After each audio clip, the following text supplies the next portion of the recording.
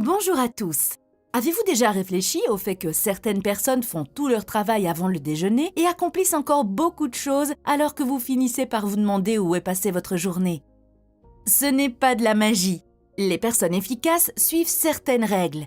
Dans cette vidéo, j'explique 5 de ces règles tirées du livre de Peter Drucker, The Effective Executive. Drucker est considéré comme le père du management moderne. Bill Gates l'a qualifié de meilleur expert en gestion du siècle dernier. Il a coaché des chefs d'entreprise influents dans des sociétés renommées telles que Procter & Gamble, IBM, General Electric et Intel. En 1966, il a écrit ce livre combinant toutes ses connaissances en matière d'efficacité, de gestion du temps et de performance maximale.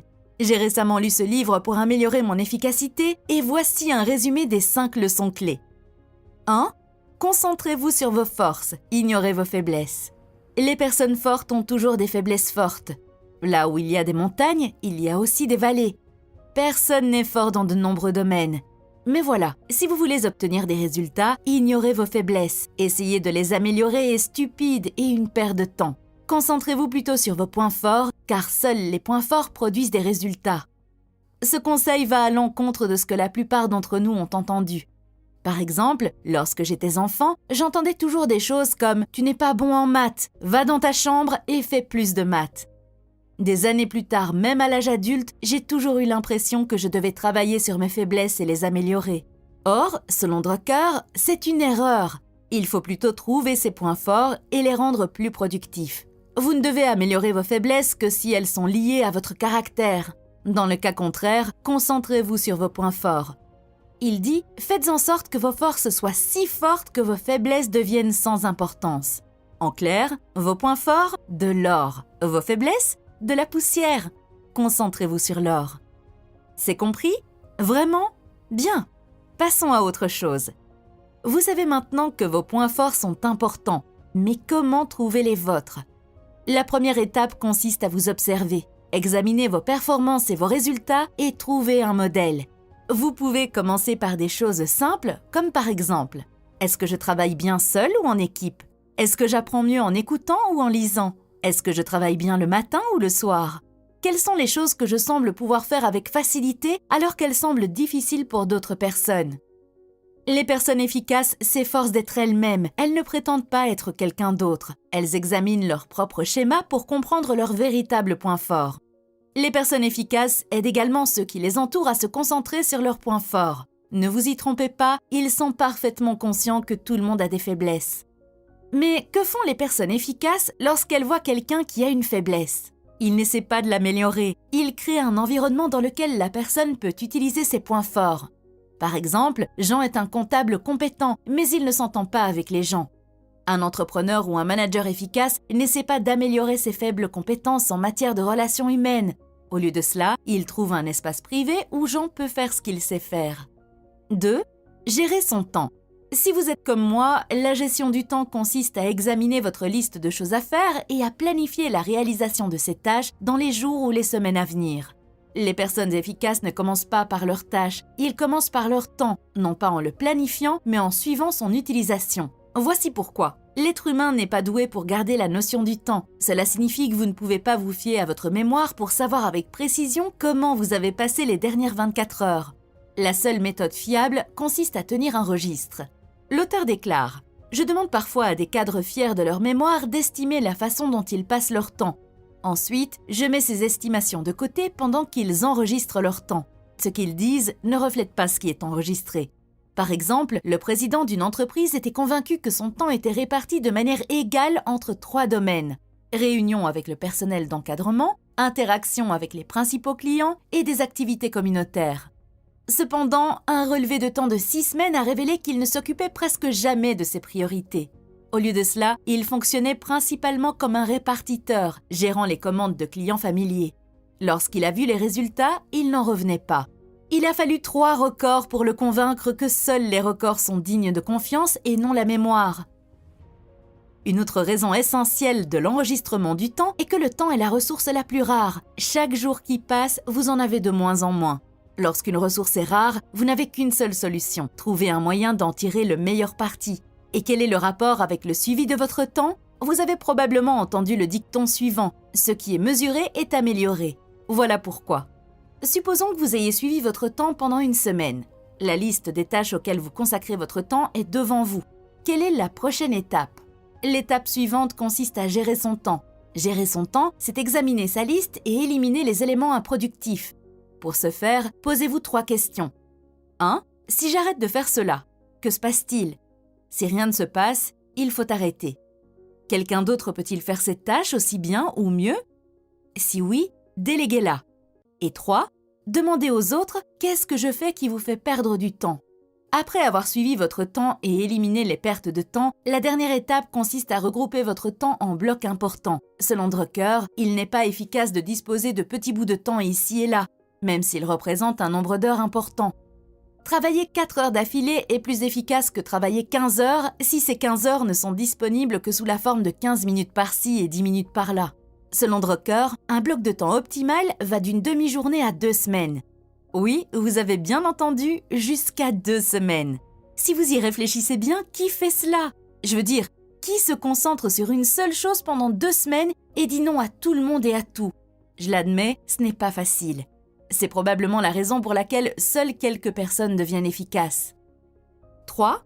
Faites d'abord la tâche la plus importante. Ne touchez pas à la deuxième. Drucker dit « chaque chose en son temps ». Et la deuxième chose, n'y touchez pas. Si l'efficacité a un secret, c'est bien la concentration. Les personnes efficaces se demandent toujours « quelle est la seule chose que je dois faire maintenant ?» Ensuite, elles concentrent tous leurs efforts sur cette chose et rien d'autre. Les personnes qui essaient de se dépêcher et de faire plusieurs choses ne font que prendre du retard. Même le maître jongleur peut maintenir plusieurs balles en l'air pendant une dizaine de minutes. S'il essaie plus longtemps, il laissera bientôt tomber toutes les balles. Faire une chose à la fois signifie la faire rapidement. Par conséquent, ils ont besoin de beaucoup moins de temps que le reste d'entre nous. Ils adoptent un rythme lent et prévoient toujours du temps supplémentaire pour les événements inattendus. La plupart des gens sous-estiment le temps nécessaire à la réalisation d'une tâche. Ils s'attendent toujours à ce que tout se passe bien. Or, rien ne va jamais bien. L'inattendu est la seule chose à laquelle on peut s'attendre en toute confiance. Les personnes efficaces prévoient donc une bonne marge de temps au-delà de ce qui est réellement nécessaire. À ce stade, vous pourriez vous dire « Bon, j'en ai assez entendu. Faites une chose à la fois, allez-y doucement et laissez du temps pour les imprévus. Mais comment faire? Comment faire quand j'ai tant de travail sur ma liste de choses à faire ?»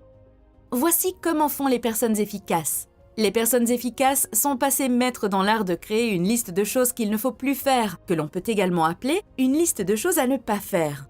Elles sont impitoyables lorsqu'il s'agit d'identifier et de supprimer les tâches qui ne produisent plus de résultats. Drucker dit « Il est plus important de décider ce qu'il ne faut pas faire que de décider ce qu'il faut faire ». Les personnes efficaces comprennent que les tâches et les décisions d'hier, aussi judicieuses qu'elles aient pu être, deviennent inévitablement les problèmes et les bêtises d'aujourd'hui. Il faut les éliminer pour pouvoir consacrer les ressources d'aujourd'hui à celles de demain. C'est nécessaire pour garder le contrôle du poids de l'organisation. Sans cela, l'entreprise ou la personne perd rapidement la forme et devient obèse. Il faut rester maigre et musclé. La suppression régulière des tâches est la seule façon de procéder. Les personnes efficaces examinent périodiquement leur travail et se posent des questions. Si je ne l'avais pas déjà fait, le ferais-je maintenant? Est-ce que cela vaut encore la peine d'être fait? Et si ce n'est pas le cas, ils s'en débarrassent. Et voici la chose la plus importante à propos de la suppression de tâches ou de projets. Vous n'avez pas besoin d'intelligence pour cela. Vous avez besoin de courage. La tâche qui n'est plus importante pour vous est probablement la priorité absolue de quelqu'un d'autre. Il faut donc du courage pour affronter l'autre personne et lui dire « Tu sais quoi? Ça ne marche plus et nous allons arrêter de le faire. » 4. Se concentrer sur la contribution, pas sur l'effort. Les personnes efficaces se concentrent toujours sur la contribution. Ils se demandent « Que puis-je apporter qui améliorera de manière significative les résultats ?» De nombreuses personnes se concentrent sur l'effort qu'elles fournissent plutôt que sur les résultats. Selon Drucker, si vous vous contentez d'accomplir vos tâches, vous êtes un suiveur, quel que soit votre titre. En revanche, si vous cherchez à faire la différence et que vous vous concentrez sur les résultats, vous êtes un leader, quel que soit votre titre. Les personnes qui ne se posent pas la question de savoir ce qu'elles peuvent apporter risquent de viser trop bas et de se tromper de cible. Vous vous demandez peut-être ce qui distingue vraiment les actions axées sur les résultats de celles axées sur l'effort. J'ai essayé d'engager quelqu'un pour m'aider à écrire des scripts pour ces vidéos afin que je puisse résumer plus de livres. La plupart des candidats que je rencontre parlent de ces 3 choses. Quel est le travail? Combien d'heures devrais-je travailler? Et quel est le montant de la rémunération? Récemment, j'ai rencontré un candidat qui était également intéressé par le poste, mais voici la chose. Contrairement à d'autres, il n'a pas posé les questions susmentionnées. Il m'a dit « Commençons par un essai gratuit. Je veux voir si vous aimez vraiment le résultat de mon travail. Si mon travail vous permet de gagner du temps et de doubler vos vues, alors nous parlerons du reste. » En bref, il a compris que ce qui compte, c'est le résultat. Personne sur Internet ne regarde une vidéo simplement parce que quelqu'un a passé 100 heures à la réaliser. Posez-vous la question. Vous souciez-vous honnêtement de la quantité d'efforts qui ont été consacrés à la réalisation de cette vidéo? Non, ce n'est pas le cas. À mon avis, l'approche de ce candidat est ce à quoi ressemble le fait de se concentrer sur les résultats. Et oui, vous avez raison. Lorsque vous vous concentrez sur les résultats, vous travaillez plus que la moyenne des gens qui se concentrent sur l'effort, mais vous gagnez aussi beaucoup, beaucoup plus.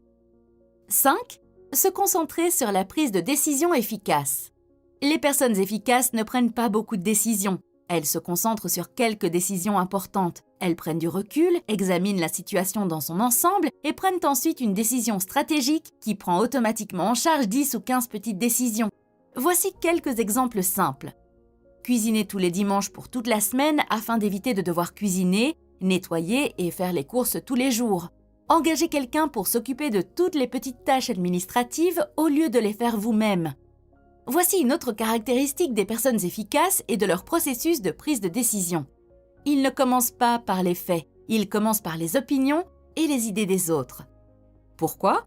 Parce qu'ils savent que la bonne décision naît du désaccord, du choc d'opinions différentes. Les personnes efficaces organisent donc le désaccord pour 2 raisons. 1. Ils leur donnent toutes les alternatives possibles et les aident à choisir la meilleure. 2. Elle fournit des plans de secours au cas où le premier choix ne fonctionnerait pas.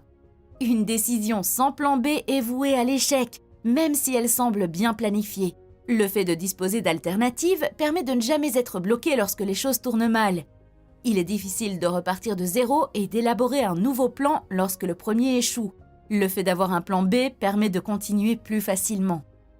Enfin, résumons ensemble les 5 leçons que nous venons de discuter. Je sais que vous aimez les résumés rapides, alors voici.